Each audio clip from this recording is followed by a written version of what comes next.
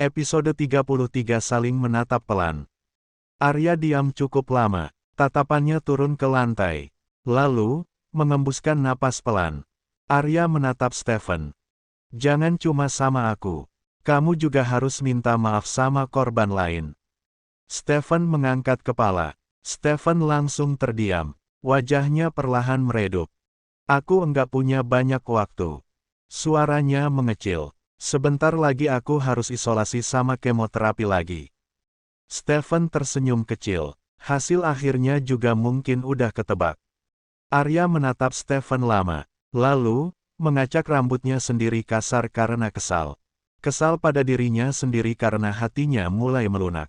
Padahal tadi dia masih marah, akhirnya dia mendeci pelan. Ya, udah. Arya menghela napas. Aku maafin. Stephen mengangkat kepala cepat. Mata Stephen membesar. Dan Arya melanjutkan sambil mengeluarkan ponselnya. Aku video call teman-teman. Kamu minta maaf sendiri sama mereka. Arya mengangkat bahu. Biar tulus. Stephen membeku. Detik berikutnya mata dia langsung berkaca-kaca lagi. Kali ini bukan karena sedih, tetapi karena bahagia. Senyum lebar akhirnya muncul di wajah pucatnya. Terima kasih. Suara Stephen bergetar. Itu sudah sangat membantu. Kemuning ikut tersenyum sambil mengusap matanya. Diam-diam dia merasa lega, karena Stephen ternyata bukan anak jahat. Dia hanya anak kesepian yang terlalu lama menanggung semuanya sendirian. Tak lama kemudian Arya mulai membuat panggilan video grup. Satu demi satu teman-temannya masuk. Tepat saat wajah Stephen muncul di layar, suara teriakan langsung memenuhi layar. Woi! Itu kan yang nabrak kita. Astaga! Arya menutup mata. Kepalanya langsung pening. Ya Tuhan, bisa tidak kalian jangan berisik. Setelah mendengar penjelasan panjang, permintaan maaf, dan obrolan yang campur aduk antara tangis dan candaan, Stephen akhirnya mentransfer uang kompensasi. Kalian kirimkan saja nomor rekening kepada Arya. Biar dia yang mentransfer. Masing-masing akan mendapatkan 10 juta, kata Stephen. Hah, kok dititipkan sama aku? Aku enggak mau riweh ngurusin begituan. Protes Arya Satya. Hei, Arya, itu amanah, loh. Iya, kan lumayan uangnya buat nambah-nambah biaya kuliah nanti. Setelah teman-temannya pada protes, Arya Satya akhirnya pasrah. Dia meminta teman-temannya kirim nomor rekening masing-masing. Arya Satya menatap layar ponselnya berkali-kali seperti tidak percaya dengan angka yang muncul di sana. Matanya sampai menyipit, lalu membesar lagi. Dia menggeser layar ke atas, menutupnya, lalu membuka lagi. Tetap sama, nominalnya tidak berubah, 300 juta. Perlahan wajah Arya Satya berubah. Mulutnya sedikit terbuka, lalu menoleh ke Stephen, kembali melihat layar, kemudian menoleh lagi. Hei, kamu salah kirim.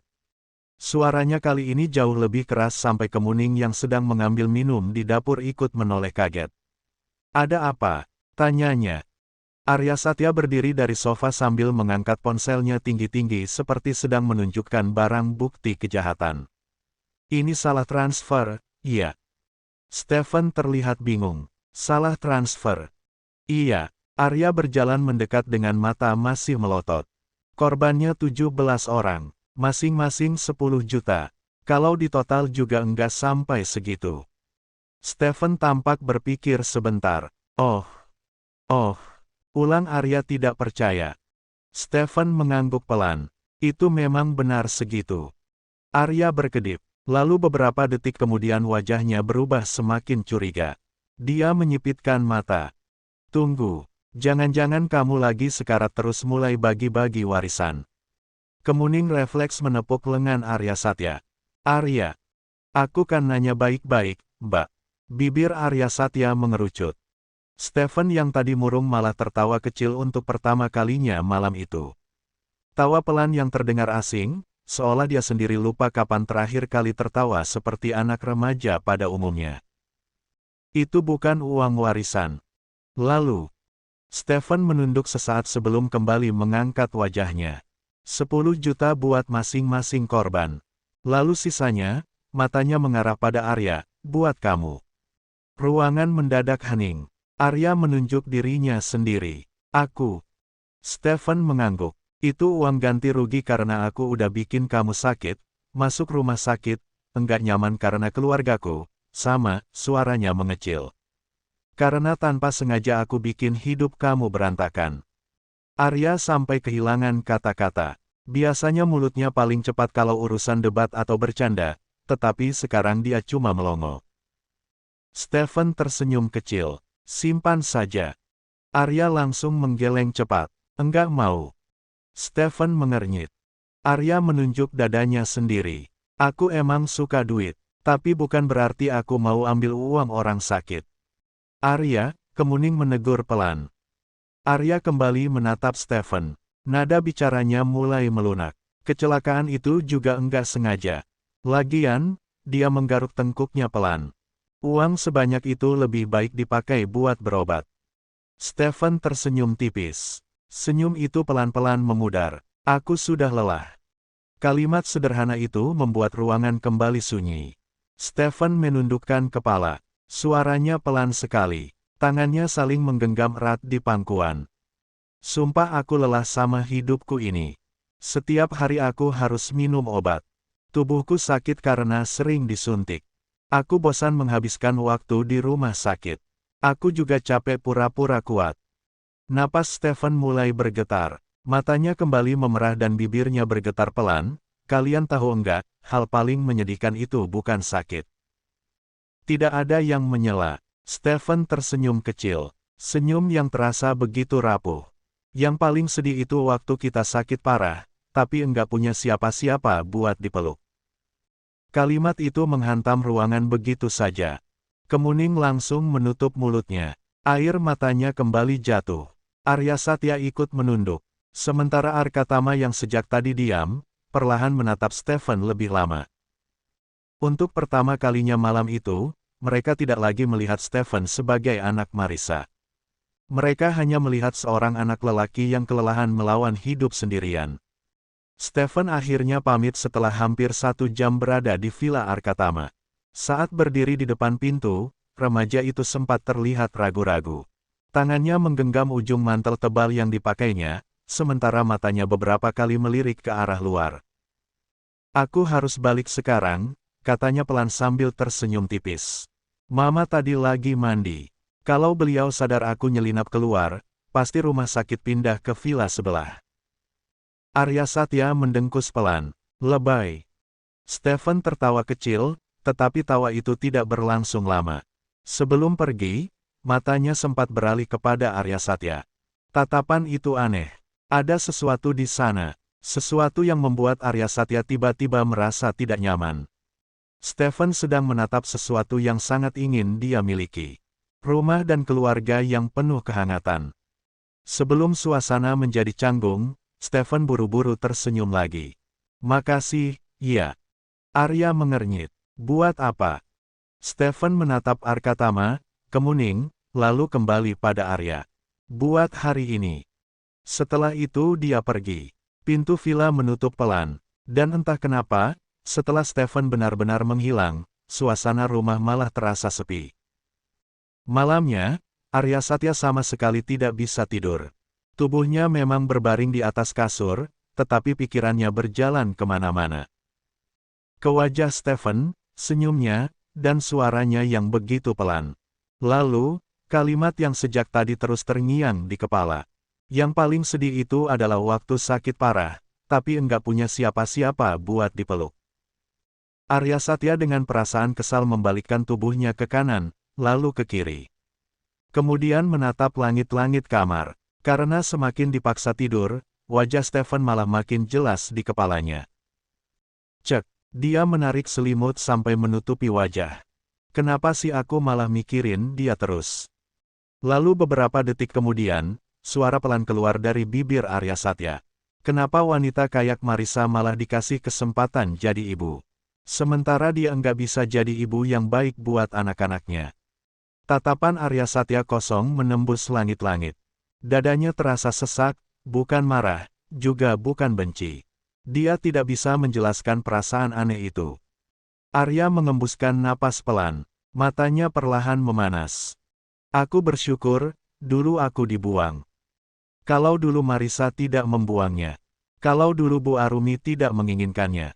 Atau dulu Bimasena tidak membawanya pulang. Mungkin hidupnya akan seperti Stephen.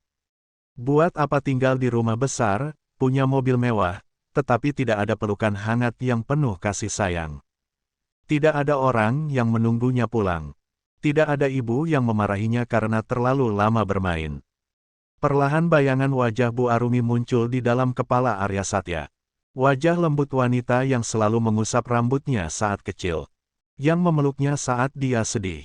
Yang rela begadang semalaman ketika dia sakit. Yang diam-diam menangis kalau dia terluka. Dada Arya terasa hangat. Lalu perlahan bibir Arya Satya tersenyum. Tuhan baik banget sama aku, karena ngasih aku ibu yang terbaik. Matanya mulai berat. Arya Satya akhirnya tertidur dengan tenang. Keesokan paginya suasana kembali cerah. Udara puncak terasa segar. Langit biru bersih, sementara hamparan kebun stroberi membentang luas di depan mata. Banyak pengunjung berjalan sambil membawa keranjang kecil berisi buah yang baru dipetik. Kemuning tampak sangat senang. Sejak hamil besar, dia jarang keluar rumah, sehingga sering merasa bosan. Maka perjalanan kecil seperti ini membuat suasana hatinya jauh lebih baik. Sesekali wanita itu berhenti, tertawa kecil sambil memilih stroberi yang besar-besar. Mas, yang ini lucu, serunya. Arkatama menoleh. Lucu apanya? Bentuknya hati dan berwarna merah. Arya langsung menghela napas panjang. Mulai lagi, deh. Kemuning menoleh. Apanya? Arya menunjuk keduanya. Bagi kalian kalau ini bukan liburan, kan? Lalu, tanya Kemuning tidak paham. Karena sudah jelas-jelas ini liburan keluarga. Honeymoon berkedok liburan keluarga, jawab Arya Satya. Dasar tukang iri. Arkatama langsung melotot, dalam hati membenarkan.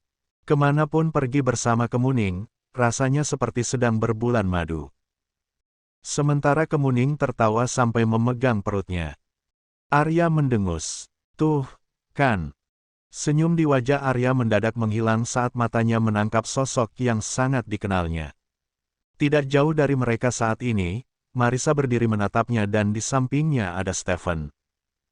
Arya Satya berhenti melangkah. Begitu juga Stephen. Beberapa detik mereka saling menatap. Lalu, wajah Stephen perlahan berubah cerah. Seperti anak kecil yang menemukan teman bermain. Arya, Stephen melambaikan tangan. Marisa terlihat terkejut. Tatapannya berpindah dari Stephen menuju Arya. Sementara Arkatama langsung berdiri di depan adiknya. Wajahnya berubah datar dan dingin. Tatapannya lurus mengarah pada Marisa. Aku larang kamu bicara sama Arya. Marisa menegang. Dia ingat kalau Arkatama akan menjaga Arya Satya darinya. Arkatama melanjutkan dengan suara tegas. Kecuali anakmu. Karena aku tahu dia enggak punya niat buruk. Stephen menoleh cepat. Matanya membesar. Lalu tanpa sadar bibirnya perlahan tersenyum. Senyum kecil yang terlihat tulus. Dia menatap Arya dengan hati-hati. Boleh aku jalan sama kamu? Suara Stephen kecil dan lirih. Arya Satya menatapnya beberapa detik. Lalu mengangkat bahu. Ya, udah. Ayo, kita jalan. Detik berikutnya wajah Stephen langsung berbinar. Dan entah kenapa, melihat ekspresi itu membuat dada Kemuning mendadak terasa hangat sekaligus sakit. Sesederhana itu rupanya membuat Stephen bahagia. Kedua remaja itu berjalan menjauh di antara kebun stroberi. Sementara Marisa tetap diam di tempat. Karena Arkatama berdiri tidak jauh darinya dan mengawasi dengan ketat. Sedangkan Kemuning hanya menghela napas kecil. Tadinya dia ingin menikmati liburan. Sekarang malah terjebak lagi dalam masalah keluarga suaminya. Hampir 1 jam berlalu. Arya Satya dan Stephen akhirnya kembali. Ada sesuatu yang berbeda. Stephen tersenyum lebar. Wajah pucatnya bahkan terlihat lebih hidup. Ayo pulang, Kak. Ajak Arya Satya. Stephen menoleh pada Arkatama dan Kemuning. Matanya terlihat berkaca-kaca. Makasih, iya. Marissa mengernyit. Dia tidak menyangka Stephen bisa akur dengan Arya Satya. Hari ini aku bahagia banget. Lanjut Stephen. Arya Satya terlihat salah tingkah. Apaan, sih? Kemuning tersenyum penasaran. Kalian ngobrol apa? Arya mengangkat bahu. Ya, ngobrol biasa. Stephen tersenyum. Kita cuma ngobrol soal game. Sama tokoh Marvel yang kita sukai. Lalu, Arya cerita kalau dia sering dimarahin Kak Arka gara-gara main game terlalu lama. Arkatama menoleh pelan. Tatapannya tajam. Arya langsung membeku. Woi, kamu jangan ember. Stephen menutup mulut. Arya menoleh perlahan. Kamu malah ngadu. Stephen panik. Aku enggak sengaja. Swear. Kemuning tertawa. Dan untuk sesaat tidak ada permusuhan, tidak ada luka masa lalu. Yang ada hanya dua remaja yang tertawa seperti teman biasa. Sepulang dari puncak, hubungan mereka ternyata tidak berhenti begitu saja. Setelah masuk rumah sakit khusus pasien leukemia dan dirawat di ruang isolasi, Stephen sesekali menghubungi Arya Satya. Melakukan video call walau cuma sebentar. Kadang cuma mengirim pesan aneh tengah malam. Dan anehnya Arya selalu membalas.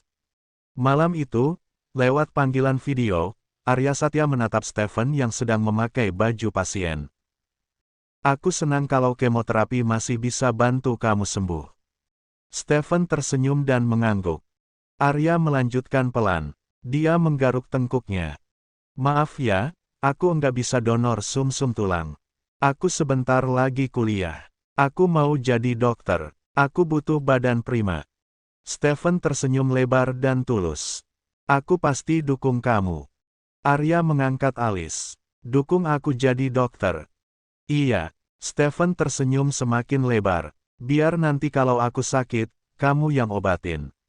Arya ikut tersenyum. Oh, gampang. Lalu, dia menyeringai.